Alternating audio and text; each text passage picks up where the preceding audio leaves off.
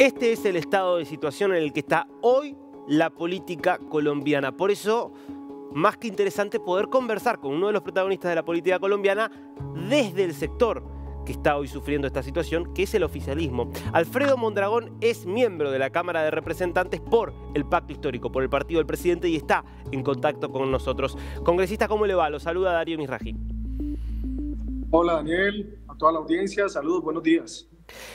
Congresista, Armando Benedetti era el principal armador político de la campaña de Petro, fue el jefe de la campaña, fue el hombre que eligió Petro además para conducir la embajada colombiana en Venezuela, un cargo crítico teniendo en cuenta lo que fue la importancia de Venezuela y de la reconstrucción de las relaciones con Venezuela. Estamos hablando de alguien muy cercano al presidente y habló de posible financiamiento del narcotráfico de la campaña, habló de consumo de cocaína en el entorno del presidente, habló de dineros que andan circulando en grandes cantidades en efectivo.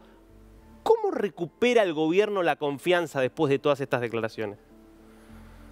Bueno, primero, Benedetti parece que es bastante chicanero. Chicanero en Colombia es cuando uno se atribuye, digamos, un lugar superior tal vez al que ha tenido. Y no quiero decir que Benedetti no haya participado en la campaña, pero es demasiado ostentoso en decir que fue el artífice de que Petro haya quedado en la presidencia. Eso desconocería que fueron millones de colombianos y cientos de miles de activismos populares los que fueron a los barrios a impulsar la campaña de Gustavo Petro. En ese sentido, yo sí creo que es una afectación grande al gobierno que salga una persona que ha estado en la campaña y que pretenda chantajear al gobierno que por participar en la campaña, entonces le tiene que dar unos cargos burocráticos. Y lo que me parece supremamente clave del gobierno de Gustavo Petro es decir que no se va a dejar chantajear, que él no llegó al gobierno para hacer lo mismo de la política tradicional, y quienes creyeron que participando de la campaña Petro iba a seguir en las mismas, pues se equivocan de manera categórica. Yo creo que ese es el mensaje contundente que está dando el presidente Gustavo Petro. Así haya toda una, digamos, construcción mediática de creer de que es el escándalo institucional más grande del país. Escándalos aquí han habido decenas. Expresidentes vinculados con más de 6.402 muertos, personas inermes que los hacen pasar guerrilleros, jóvenes. Aquí tenemos un del ministro de Defensa que ustedes acaban de ubicar como un dirigente político, hablando de la crisis institucional, que fue el que lideró que asesinaran a decenas de jóvenes en el estallido social. Es decir, aquí han habido situaciones grandísimas, pero tal vez en términos mediáticos aprovechan que tienen un poder político muy fuerte y no le dan la misma trascendencia. Así que esto es un tema muy interesante para que el pueblo colombiano y latinoamericano lo pueda analizar. Congresista, nadie duda que han pasado cosas terribles en la historia colombiana. Hoy el gobierno lo encabeza Gustavo Petro y me parece que hablar hoy de lo que pasó en gobiernos anteriores no sé si tiene mucho sentido. Quiero ir a lo que contestó Gustavo Petro. Revisemos el tuit que publicaba anoche Petro, donde él hablaba, justamente decía, nuestros rivales políticos se han asegurado de ponerme denuncias en la comisión de acusaciones, sin embargo, en ninguna entrevista o audio se ha mostrado que he cometido un delito. Y dice además que hay acá un golpe blando.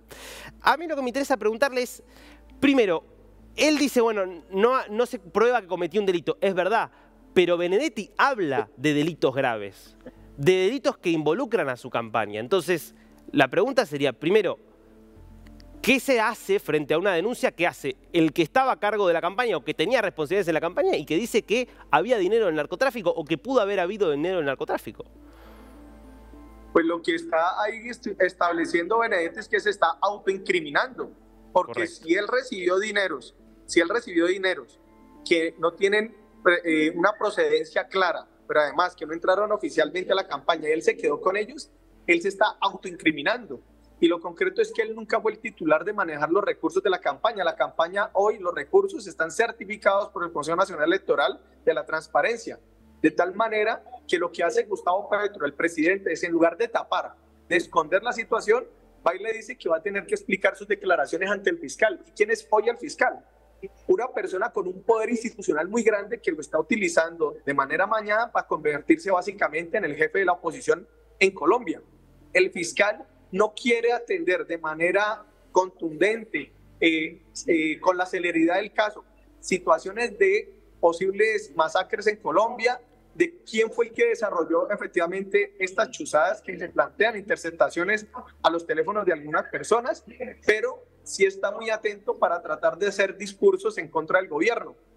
Petro, ¿qué es lo que le ha dicho a Benedetti? Le dijo, lo que usted ha dicho es muy grave, vaya y tiene que hacerlo bajo gravedad de juramento, no cada 15 minutos que sale a medios de comunicación diciendo cosas distintas. Primero dice que lo quieren desprestigiar para que no crean sus versiones, después dice que estaba drogado, después dice que está borracho y que pide disculpas, después dice otra cosa, similar a los audios que ustedes acaban de transmitir. Ustedes ven un Benedetti que dice, cada segundo dice 3 vulgaridades, acosa permanente a esa mujer, Laura Sarabia, le atribuye a ellos comportamientos, después dicen que son socios, es decir, es una mezcolanza, como una bipolaridad muy tenaz, y lo concreto que aquí se está diciendo el presidente Gustavo Petro es, no vamos a ceder a chantajes, y si hay algo que decir, vaya dígalo bajo gravedad de juramento ante el fiscal, que es el principal, digamos, hoy opositor político del presidente Petro, y si el presidente Petro tuviera alguna intranquilidad o preocupación, no lo estaría mandando a los espacios institucionales a donde sus máximos contradictores hoy. Es decir, hay razones por qué creerle al presidente Gustavo Petro, porque en ningún momento está diciendo tapemos, sino está diciendo hay que buscar la verdad. Lo que sí es clave acá es que el establecimiento colombiano está haciendo unas presiones hoy al presidente Gustavo Petro, porque en algunos meses, en unos pocos meses, el presidente Petro, por constitución, le corresponde presentar una terna para designar quién va a ser el sucesor del actual fiscal. Los sectores oligárquicos poderosos que están atravesados por cantidad de crímenes y de falsos positivos y de denuncias están muy preocupados porque haya un fiscal que de verdad imparta justicia y que, o mejor, que haga investigaciones, porque la justicia harían los jueces, pero que haga suficientes investigaciones y que queden casi que toda la clase política y los sectores poderosos en Colombia en evidencia. Yo creo que esa es la verdadera preocupación. Congresista, que hoy en Colombia. Todo lo que usted dice de Benedetti es cierto. Ahora, la pregunta es, ¿cómo puede ser entonces que Benedetti, teniendo estas características que tiene, haya tenido un papel tan cercano al presidente Petro, tan cercano al punto que cuando ya había estallado el escándalo, por error, el propio Benedetti difundió textos de WhatsApp que compartió con el presidente, en el cual el presidente le decía, guardemos silencio por ahora. Entonces, no puede decir Petro que es alguien ajeno a Benedetti, es alguien que evidentemente era muy cercano al presidente y que está haciendo todas estas cuestiones. Entonces, ¿cómo puede acusar a la oposición de esto que es algo interno?